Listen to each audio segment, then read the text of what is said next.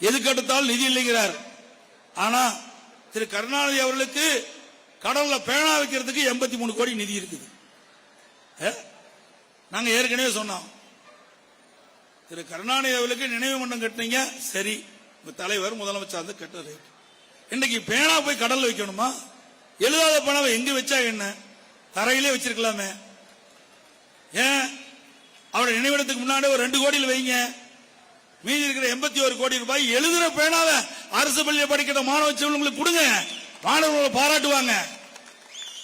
யாருடைய பணத்தை எடுத்து நீங்க செலவு செய்யறீங்க? உங்களுடைய தந்தைக்கு புகழ் வர வேண்டும் என்று நீங்கள் எண்ணினா அது உங்களுடைய பணத்தில், கட்சி பணத்தில் எடுத்து செலவு பண்ணுங்க. நிறைய கட்சி பணம் இருக்குது உங்களுக்கு, அந்த பணத்தில் எடுத்து செலவு பண்ணுங்க. யார் வேணாம்னு தடையே கிடையாது. ஆனால் அரசாங்க பணத்தில் இருந்து இதற்கு தேவையற்ற செலவை செய்வது யாரும் ஏற்றுக்கொள்ள முடியாது. இன்னொன்று, எதுக்கு எடுத்தாலும் குழு அறிவிப்பார், உடனே ஒரு குழு போட்டுவார். கிட்டத்தட்ட தமிழ்நாட்டில் இந்த ஆட்சி வந்த பிறகு, விடியா திமுக அரசு, திரு ஸ்டாலின் தலைமையில் அமைக்கப்பட்ட அரசு வந்த பிறகு 52 குழு போட்டிருக்கு. இனிமேல் திமுக அரசாங்கம் குழு அரசாங்கம் என்பதுதான் இதற்கு பேர். குழு போட்டு அதோட முடிஞ்சு போச்சுன்னு அர்த்தம்.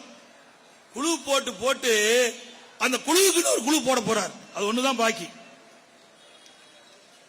அதே போல அண்மையில இலாம்பாக்கம் பேருந்து நிலையம் அண்ணா திமுக ஆட்சியில் கொண்டு வரப்பட்ட திட்டம். ஆட்சி மாற்றம் ஏற்பட்ட பிறகு திமுக ஆட்சி வந்தது. இந்த 2.5 ஆண்டு காலத்தை வேண்டுமென்றே திட்டமிட்டு காலதாமதாக்கி இப்பொழுது நிறைவேற்றப்பட்டு, அது தைப்பொங்கல் என்று வேக வேகமாக அறகுறையா இருக்கும் போதே திறந்துட்டாங்க.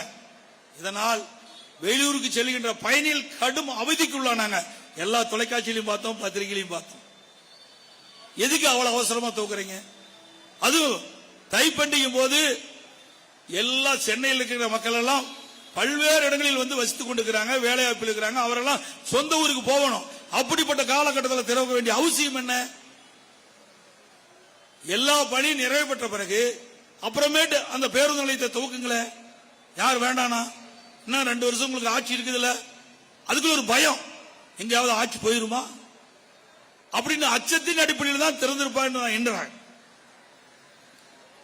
அண்மையில திமுக மாநில 2வது இளைஞர் மாநாடு சேலத்தில் பெத்தநாயக்கம்பள்ளியில் நடத்தினாங்க. ஏன்னா சேலம் என்றால் அதிமுக கோட்டை, அதை எவரால் அசைக்க முடியாது. அம்மா இருக்கும்போது, தலைவர் இருக்கும் போதும் கோட்டை, அம்மா இருக்கும் போதும் கோட்டை, அம்மா மறைவுக்கு பிறகு அதிமுக கோட்டை. 11 சட்டமன்றத்தில் 10 சட்டமன்றத்தில் வென்ற கட்சி அதிமுக கட்சி. அங்க வந்து திரு ஸ்டாலினுடைய அறிவுரின் பேர்ல இன்றைக்கு விளையாட்டுத்துறை அமைச்சராக இருக்கிற, திமுகவுடைய இளைஞர் மாநில செயலாளர் இருக்கிற திரு உதயநிதி ஸ்டாலின் சேலத்தை தேர்ந்தெடுத்து அதுக்கு ஒரு உள்ளாட்சித்துறை அமைச்சரை அவருக்கு நியமித்து அங்க ஒரு மாநாடு நடத்தினாங்க. திமுக மாநில இளைஞர் மாநாடு நடத்தினாங்க. அதுல நடந்த வேடிக்கை கூத்து என்ன தெரியுமா? உங்களுக்கு எல்லாமே பத்திரிகை ஊடகத்தில் பார்த்திருப்பீங்க. மத்திய அரசாங்கம் இன்னைக்கு நமக்கு வருகின்ற வருவாயெல்லாம் நிறுத்தி வச்சிருக்கிறாங்க. அதை கூட கேட்டு பெற முடியாத கையிலாகாத அரசாங்கம் தான் இன்னைக்கு விடியா திமுக அரசாங்கம். மத்திய அரசு தனது வருவாயில் 41% மாநிலங்களுக்கு பகிர்ந்து அளிக்க வேண்டும். அதாவது 41% மாநில அரசுக்கு பகிர்ந்து அளிக்க வேண்டியது மத்திய அரசுடைய கடமை. 2021-22ஆம் ஆண்டு மொத்த வரி வருவாயில் 33.16% மட்டுமே மாநிலங்களுக்கு பகிர்ந்து அளிக்கப்பட்டுள்ளது. மீதம் சுமார் 8% வரி வருவாய் மாநிலங்களுக்கு பகிர்ந்து அளிக்கப்படவில்லை. 2021-22ஆம் ஆண்டு மொத்த வருவாய் மத்திய அரசு 27,09,315 கோடி வருவாய் ஈட்டிருக்கிறாங்க.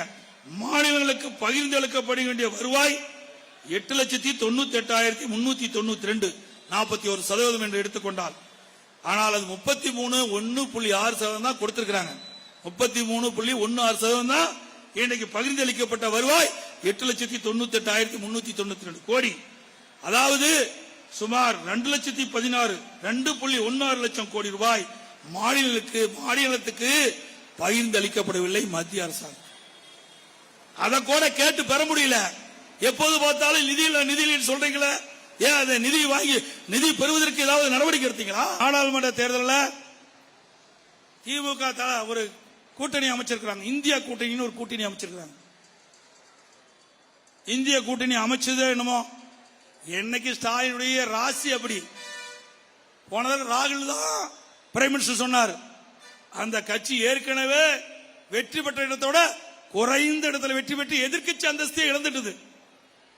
ஸ்டாலின் முன்மொழிந்த காரணத்தினால காங்கிரஸ் எதிர்க்கட்சி அந்தஸ்தை இழந்துட்டது. இப்பொழுது இந்தியா கூட்டணி வலுவா இருக்குதான். எங்கப்பா வலுவா இருக்குது? ஒவ்வொருத்தரா பிடிக்கிட்டு போயிட்டு இருக்காங்க. இந்தியா கூட்டணி ஆட்சிக்கு வருமா? ஒருபோதும் இந்தியா கூட்டணி ஆட்சிக்கு இருக்கிற வாய்ப்பே கிடையாது. ஏன்னா இந்தியா கூட்டணி ஆட்சிக்கு வந்தா தானே கொள்ளையடிக்க முடியும். திமுக வெற்றி பெறுவது நிச்சயம் வெற்றி பெற முடியாது. ஆனா இவருடைய கற்பனை வெற்றி பெற்று வந்தா நல்ல இலாக்கா வாங்கி கொள்ளையடிக்கலாம் மத்தியில அப்படின்னு திட்டம் போட்டுதான் இந்தியா கூட்டணி எப்பொழுது பார்த்தாலும் பேசிக் கொண்டிருக்கின்றார். இவர் பேச பேச ஒவ்வொரு கட்சியா விலகி போயிட்டு இருக்கு. செய்திகளை உடனுக்குடனும் துல்லியமாகவும் தெரிந்து கொள்ள சப்ஸ்கிரைப் பண்ணுங்க.